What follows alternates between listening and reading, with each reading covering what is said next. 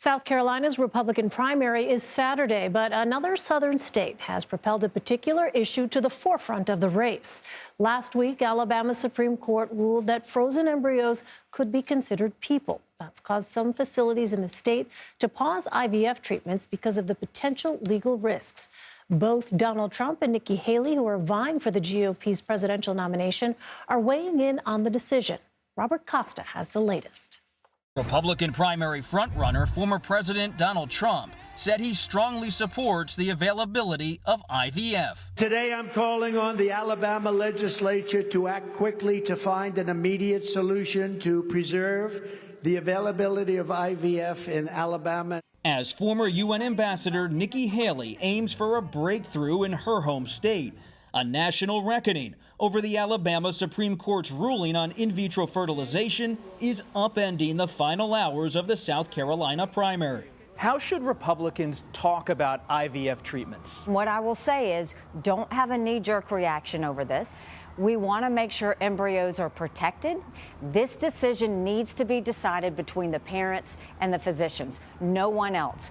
Government doesn't need to start intruding into this. The debate over Alabama's decision is now putting 2024 battleground Republican candidates in political crosshairs, causing the campaign arm of the Senate to encourage Republican Senate candidates to clearly and concisely reject efforts by the government to restrict IVF. But amid the fallout, an intense push for votes in South Carolina for the last two Republican presidential candidates. We have a country to save. Top Republicans tell CBS News they're urging Haley to stay in the race as long as possible in case Trump is convicted in the criminal hush money case set to begin next month in New York.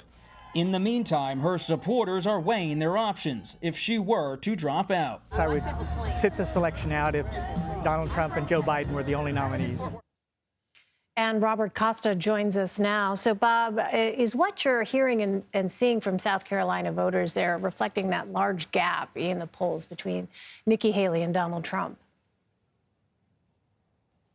It's certainly clear, based on our reporting here on the ground in South Carolina, that former President Trump has a well of support among rank-and-file Republicans. Even though Nikki Haley, a former ambassador in the Trump administration, served twice as governor here, twice elected in 2010 and 2014, Trump has transformed the Republican Party, including here in South Carolina. And the governor now of South Carolina, Henry McMaster, is a real ally of former President Trump. But Haley's trying to make inroads, revitalizing her message from a decade ago when she was leading this state and urging traditional Republicans to consolidate around her. The challenge she faces is, though many respect her and like her here in South Carolina, they love Trump, and that comes through in so many conversations we've had with voters. So if that's the case, then, Bob, how is each campaign going to define success in Saturday's primary, especially Nikki Haley's? Nikki Haley was confident in our conversation today in Moncks Corner, South Carolina. She said she's pledging to stay in the race. She's fighting not just through the South Carolina primary, but planning stops in Super Tuesday state. Super Tuesday taking place in early March. She has an eye on Michigan, Massachusetts, Virginia, other states. For her allies, this is a process not just about winning states, though, of course, they would love to win a state at this point. It's about delegate accumulation. And they know that Trump is facing a criminal trial starting in New York next month. And if Trump is a felon by this late spring or summer, that could change how Republicans think about this race. But again and again, so many Republicans, Trump supporters, say they just don't care about Trump's legal challenges.